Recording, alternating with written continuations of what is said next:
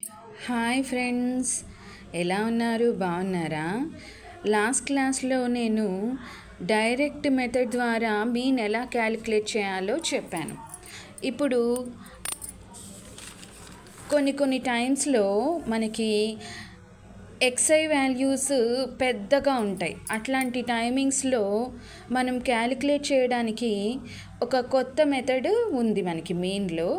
అది నేను ఈరోజు చెప్తున్నాను. ఆ మెథడ్ పేరే అస్యూమ్డ్ మీన్ మెథడ్. ఈ అస్యూమ్డ్ మీన్ మెథడ్ వలన ఒక్కోసారి మనకి ఎక్స్ఐ వాల్యూస్ పెద్ద వాల్యూస్ ఇచ్చినప్పుడు మనం ఈజీగా క్యాలిక్యులేట్ చేసుకునే ప్రొసీజర్ని ఇక్కడ నేను ఇప్పుడు డిస్కస్ చేస్తున్నాను అనమాట. యాజ్ యూజువల్ నేను సేమ్ అదే క్లాస్ ఇంటర్వెల్ని తీసుకున్నాను. ఇప్పుడు నేను ఒక వాల్యూని ఏ వాల్యూగా మనం డిక్లేర్ చేస్తా.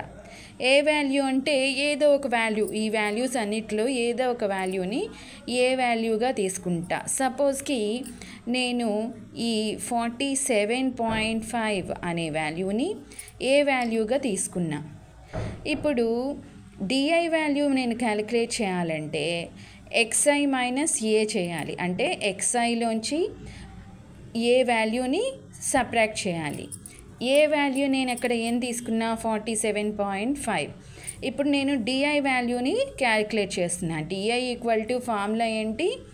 ఎక్స్ఐ మైనస్ ఏ. ఎక్స్ఐ మైనస్ ఇక్కడ ఏ వాల్యూ నేను 47.5 తీసుకున్నాను కాబట్టి ఇది మెన్షన్ చేశా. ఇప్పుడు ఎక్స్ఐ ఇప్పుడు డిఐలో ఫస్ట్ ఇవన్నీ డి వాల్యూస్ క్యాలిక్యులేట్ చేయాలి. ఫస్ట్ డిఐకి ఎక్స్ఐ మైనస్ 47.5. ఎక్స్ఐ అంటే ఇక్కడ ఐ ప్లేస్లో 1 నుంచి 5 దాకా పెట్టుకుంటే ఇప్పుడు ఎక్స్ఐలో ఇది x1 x2 x3 x4 x5 ఇవన్నీ. సో ఇప్పుడు ఫస్ట్ x1 వాల్యూ ఎంత ఉంది? 17.5. ఇప్పుడు నేను ఈ ఎక్స్ఐ ప్లేస్లో x1 x2 ఈ వాల్యూస్ని నేను దాంట్లో డిస్ట్రిబ్యూట్ చేసి ఇక్కడ నేను డిఐ వాల్యూస్ క్యాలిక్యులేట్ చేస్తాను.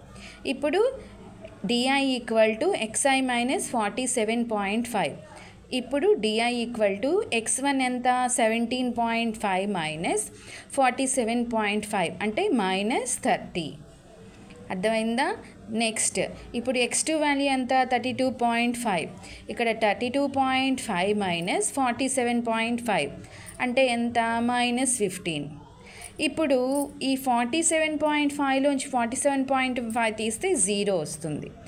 నెక్స్ట్ ఈ 62.5 మైనస్ 47.5 చేస్తే మనకి 15 వాల్యూ వచ్చింది.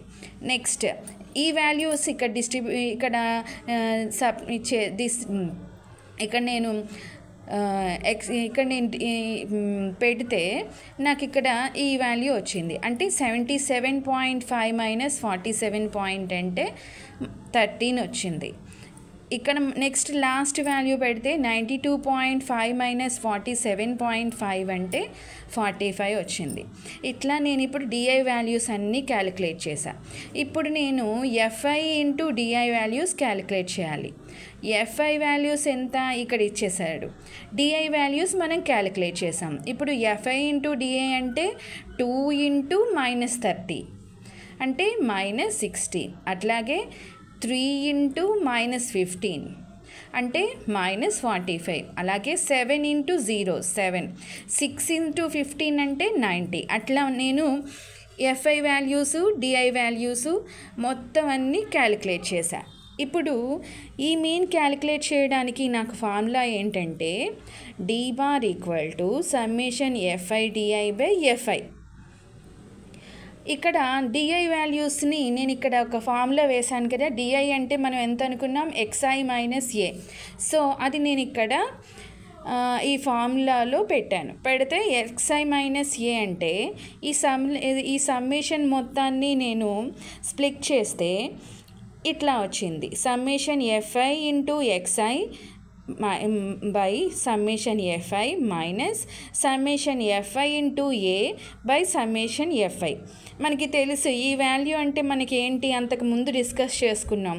ఇది ఈ summation FI XI by summation FI అంటే ఎక్స్ బార్ అనే వాల్యూ. ఇక్కడ ఈ ఏ అనే దాన్ని పక్కకు తీసుకొచ్చి సమ్మేషన్ ఎఫ్ఐ బై ఎఫ్ఐ అంటే ఎంత 1 అంటే d bar equal to x bar minus a, d bar equal to x bar minus a. ఇప్పుడు ఈ డి బార్ని ఇలాగే ఉంచి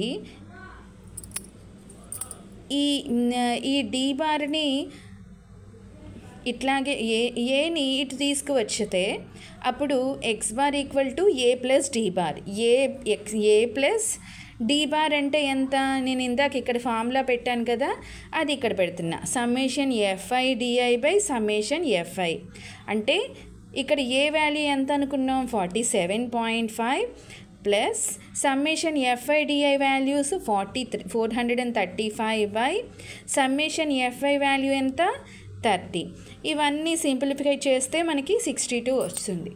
ఈ రకంగా మనము ఈ అజ్యూమ్డ్ మీన్ మెథడ్ ద్వారా సింపుల్గా మనం మీన్ని క్యాలిక్యులేట్ చేసుకోవచ్చు. దీంట్లో ఉన్న బెనిఫిట్ ఏంటంటే if suppose XI values big values ఇచ్చినప్పుడు మనం ఈ మెథడ్ని యూజ్ చేసి సింపుల్గా మనం మీన్ని క్యాలిక్యులేట్ చేసుకోవచ్చు. Have you understood? Thank you.